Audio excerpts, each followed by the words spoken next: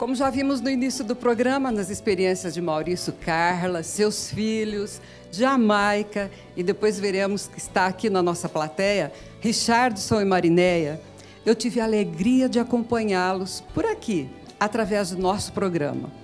A abertura da Fazenda da Esperança nas Filipinas foi cheia de desafios e aventuras. Tudo começou com a comunidade masculina e, mais tarde, a feminina, sempre transformando a vida dos jovens que buscam ajuda. Veja agora um pouco dessa história que está completando 20 anos. Enfrentando todas as dificuldades de um país pobre e com a incidência de muitos furacões, Padre Pierini começou os preparativos para a abertura de uma fazenda nas Filipinas e logo mandou 11 jovens para recuperarem-se no Brasil. Após 2 anos de preparação, em 2003, os filipinos completaram o ano no Brasil e foram ajudar seus compatriotas. Juntaram-se aos missionários brasileiros, alemães e suíços nas Filipinas para abrirem a primeira fazenda masculina. A motivação foi o chamado vocacional que cada um recebeu.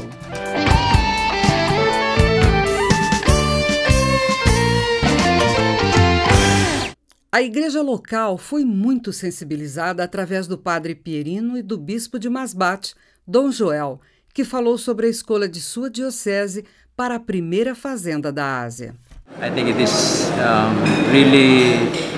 Eu penso que é uma mão divina que está atuando aqui em mandar vocês especialmente para Masbate. Uma experiência de cura, porque Deus está conosco. Hoje, o atual bispo de Masbate, Dom Joseph Bentolo, também é muito entusiasmado pela fazenda. Estou muito feliz e me sinto privilegiado por este convite e de estar aqui, como mencionei. Isto não é por acaso. Na época, as irmãs apóstolas do Sagrado Coração de Jesus, após fazerem uma experiência na Fazenda da Esperança, foram em missão para ajudar nas Filipinas como verdadeiras mães para os acolhidos. E nós somos chamadas e escolhidas no meio do povo para estarmos mais perto de Deus. E o grande objetivo da Fazenda da Esperança é levar Deus para esses jovens. Em setembro de 2008, foi a vez da abertura da Fazenda Feminina em Masbate. A missão teve início em julho, com a presença de missionárias do Brasil e da Alemanha, além de algumas voluntárias das Filipinas e as fundadoras, Lucy e Iraci. Após casar-se com Maurício, que já estava nas Filipinas, Carla foi a primeira responsável. O sim que eu dei foi meu, mas foi Deus que me chamou primeiro. Ainda em 2008 foi inaugurada a segunda fazenda masculina, agora em Nagasiri, também na Diocese de Masbate.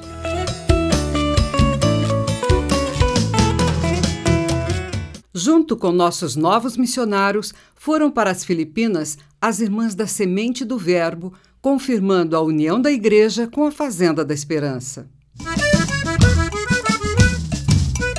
De lá para cá, centenas de jovens recuperaram-se e voltaram ao convívio familiar ou tornaram-se voluntários nas fazendas das Filipinas e de outros países. Vem e segue-me. Vem e segue-me, toma a sua cruz e segue-me. Hoje nas Filipinas há muitos brasileiros e também as irmãs da comunidade Sementes do Verbo que estão doando suas vidas e transformando a vida dos jovens. Hoje eles estão preparando a fazenda na Tailândia, mas estão aqui hoje para compartilhar conosco o que aconteceu nas Filipinas. E o Maurício vai recebê-los. Sejam bem-vindos, Mariné e Richardson.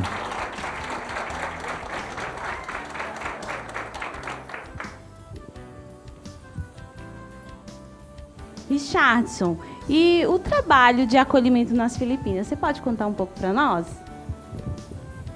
Então, tem algumas coisas que diferenciam da experiência aqui da nossa realidade do Brasil e da nossa realidade como mentalidade ocidental, né? Já na chegada nossa nas Filipinas foi aquele choque, né? Especialmente com relação à língua, Também tem um detalhe geográfico, né? São mais de 7.200 ilhas, 87 dialetos vivos. Então, você se depara e tem um choque cultural, né? Mas é interessante que tem a questão do inglês, que te leva a resolver até muitos problemas, questões do dia a dia, né, práticas. Mas, para entrar na alma do povo, na alma do que nós chamamos dos acolhidos, precisa ser a língua, né, o tagalo. E isso foi muito interessante, porque quando eles viam esse nosso esforço, nosso sacrifício diário de aprender a língua e tentar falar, tentar chegar neles, né, e fazer de tudo para criar tempo, né? Essa questão do relacionamento é muitíssimo importante.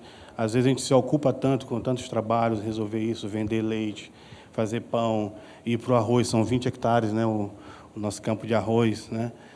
Muitos funcionários, são mais de 20 funcionários, mas de forçar, né? De ter tempo para acolher. Levamos conosco uma bagagem muito grande, né? A bagagem nossa, pessoal, e uma bagagem cultural, né?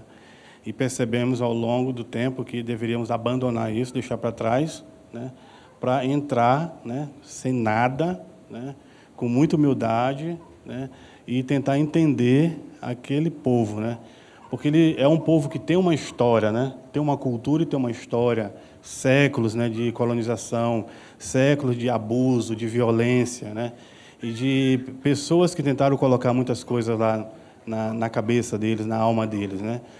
E percebemos também que o ritmo deles é diferente do nosso, né? Como a mentalidade ocidental, pensamos, agimos e queremos o resultado, de preferência o resultado rápido. Para eles é pensar, agir, observar, que o tempo para eles é diferente do nosso, né? Então, às vezes cometemos o equívoco de pensar, eles são muito lentos. Não, eles estão nos observando, né? E o interessante é que eles nos observavam para ver se existia coerência naquilo que falávamos para aquilo que fazíamos no dia a dia, né? Então, vem aquela coisa de se vigiar também.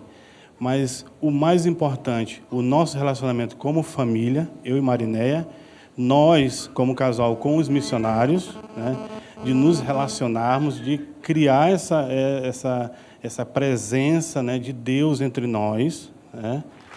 E eles observavam isso, o carinho que tínhamos uns pelos outros, né? E aí começar a falar. E foi interessante, né? Aquela cabeça, aquele pensamento nosso, né? Eles são introvertidos, são, né, no dia a dia, são muito acolhedores, são, vivem sorrindo, mas isso não significa que todo sorriso eles estão felizes, né? E foi de entender isso e começar, né, a olhar nos olhos e escutar. E a maior alegria nossa, eu confesso, uma coisa assim pessoal, foi quando comecei a ouvir aquilo que eles tinham no mais profundo, que vem da alma, né? É o que nós chamamos dos colóquios, né? E isso era fantástico, né? Vimos os traumas, né, as dores que eles carregavam, especialmente trazidos das famílias. Percebemos que tinha uma certa semelhança com a nossa experiência aqui no Brasil. O jeito de chegar no problema era diferente. Tinha que ter mais paciência, mas os problemas são basicamente os mesmos, né? Então, a gente começava a ver esse resultado, né? E ganhamos a confiança deles, né? E começamos a entrar na vida deles, né? E foi muito bonito, muito lindo. Bonito, Richardson, ouvir você falar assim, né? Como realmente vocês conseguiram, né? Entrar realmente na cultura, na vida dos filipinos. E eu me lembro, né, que depois de 7 anos com a família lá, essa transição foi justamente, né, recebemos vocês lá e saímos tranquilos, porque sabíamos que vocês estavam indo com esse coração aberto, né? Então, vocês chegaram, depois de 7 anos, junto com os outros missionários, e já havia a fazenda masculina e feminina, não é, Marinéia? E como é que foi para você essa experiência tão radical de sair do Brasil e ir para as Filipinas? Então, Maurício, como você falou, né, nós fomos bem acolhidos. Nós sentimos, existe um cantinho lá, né, que é a casa da família Bovo, que nos acolheu com muito amor. Isso foi muito importante. Então, a gente tinha um relacionamento de família já. Então, isso dava uma segurança para nós, né, esse relacionamento nosso, que nos dava força para ir diante dos nossos acolhidos. E, quando eu fui para o Centro Feminino, eu entrei numa casa assim que eu levei um choque, né? Porque a casa é linda, mas a realidade é ali, né? Estou naquela casa, em volta, não tem mais nada, um jardim pequeno, olhava do lado é mato. Nossa, o que eu estou fazendo aqui? Eu não entendia nada, não conseguia falar. A cultura diferente. Na hora de almoçar, eu falava, que comida é essa? Não conheço. Para mim, na minha cultura, era sem sal. O que eu vou comer? Como vou fazer? Mas eu fui bem acolhida também no Centro Feminino pela Lene, né? Ela já estava lá 3 meses e a gente se uniu. A gente sentiu que a gente precisava ser família também, para poder levar essa realidade, sem poder falar, sem entender as meninas. Imagina, uma mesa, elas todas falando em tagalo, bissaia, porque a maioria das meninas vem de Cebu, uma realidade que é o bissaia, e eu não entendia nada, a Lê não entendia nada, não sabia inglês. Então, eu falei, o que eu estou fazendo aqui? Eu fiquei em choque. Mas depois, com essa realidade de ter essa família que nos acolheu, de ter meu marido comigo, de ter a comunidade e a Lene, que também era minha companheira, eu senti também, não, eu posso aqui deixar Deus trabalhar em mim e olhar para as meninas e o que eu vou fazer? Eu lembro direitinho, ia assim para o jardim, tirar matinho, falei, nossa, gente, deixei o Brasil, vem aquela coisa dentro da gente, o que eu estou fazendo aqui? Eu era responsável no Brasil, deixei de ser responsável. Você tem que trabalhar essa humildade de tirar matinho. Mas aí, de repente, você olha uma menina sorrir para você, você sorri para ela. Então, você começa a fazer experiências. Realmente, é a arte de amar, né? E ali eu fui descobrindo uma realidade nova. Eu fiquei 6 meses assim, em crise, porque eu não conseguia falar. E quando eu fui começar a fazer a primeira meditação, engasgando, suando, nossa, que sufoco. Mas, assim, ufa, consegui. Isso trouxe para mim uma alegria muito grande, né? E é muito bom estar nas Filipinas, porque o povo é muito simples, as meninas acolhem muito bem você, então, os meninos também, mas eu vivia com as meninas. A gente morava na fazenda masculina e eu trabalhava na fazenda feminina, né? Convivia com elas. Então, era muito interessante. E eu lembro assim também, né? Vocês viram aqui uma família tão linda, né? Maurícia, a Carla, as crianças. E eu lembro assim que, para mim, quando eu cheguei lá, a Carla falava para mim assim, né? Mari, você vai sofrer aqui, porque as famílias têm, normalmente, 12 filhos, né? 8 filhos, e você não pode ter filhos. Vocês não podem. Aí eu falava assim para ela, não, eu vim aqui porque Deus me chamou.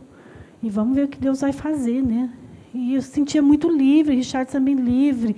Estava começando a nossa experiência, tinha 1 ano e meio de casado. Hoje nós temos 15 anos de casados. Então, lá nós descobrimos que temos uma grande família. E eu sou bem livre, ele é bem livre. Nós somos avós, somos tios, somos pais. Até hoje, né, a gente sentiu assim, como a gente consegue ter essa graça de gerar família, de fazer família. E hoje temos uma grande família. E depois de 10 anos nas Filipinas, nós fomos transferidos para a Tailândia, né? Então, quando a gente saiu de lá, saímos em lágrimas, mesmo sabendo que poderia voltar para visitar, mas deixamos uma grande família. Tudo isso foi obra de Deus. Essa força, essa unidade, essa presença de Jesus entre nós, né, como família, com todos nós, e essa abertura, dizer o sim para Deus e acreditar que Ele tem um plano através da dor, através da dificuldade, e ser livre. Obrigada, Marinéia, pela sua experiência. E obrigada também a você, Richardson. Momento lindo, né? E a gente vai ter agora a alegria de acompanhar também a continuidade, a experiência dos acolhidos, daqueles que estão lá hoje nas Filipinas. Hello, I'm John Ciudadano. I'm a volunteer of Fazenda Masbate, Philippines. So right now, I'm handling the bakery. I'm the responsible of bakery. So my experience here in Fazenda Masbate is a very good experience. You know, I learned here how to love different kinds of people. I learned here to be patient. I learned here to love one another. And I learned here that I'm not mentally ill. I'm spiritually ill, so I don't have God in my heart. So now that I finished my program last May 2022, I told myself that I will be volunteering here in Masbate to give my life back, like for my co-boys or for the under programs here in Masbate. So hi to all, and love and hugs for Brazil. Magandang araw po sa lahat na nanonood ngayon at nakikinig sa akin. Ako po si Reverend Father Joven Seitokhu, isang pari, 32 years in the priesthood, and I am 64 years old now. Ako po ay nasa Hacienda Esperanza de Masbate ng Pilipinas ngayon, at nasa 6 na buwan na po ako nanirahan dito. At nung una ako ay medyo nalungkot at nag-alilangan what will happen to me. Love is not only for in the mind or in the heart. Love should be manifested sa pamagitan ng gawa. It should be seen in action. Kaya sabi niya, mayroong love for God, always be in love, love other people, love your enemies. And then Sister Leticia said, Maria Leticia said, that's why you have these vices, drinking and smoking. A gente diz aqui no Brasil até a próxima, mas em Tagalo a gente diz como? Hanggang sa muli! Como posso querer caminhar por mim mesmo, se já descobri que sem você eu nada posso? Como vou conseguir me encontrar? Se não permitir te encontrar, me entregar por inteiro somente a ti. Eu sou teu, eu sou teu.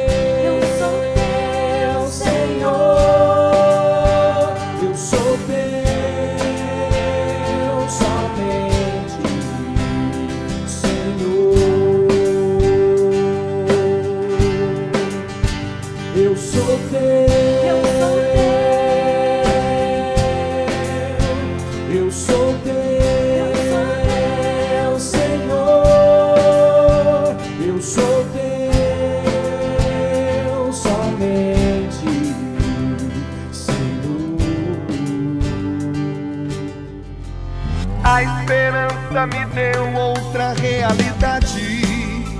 Me deparei com a verdade, caminho de salvação.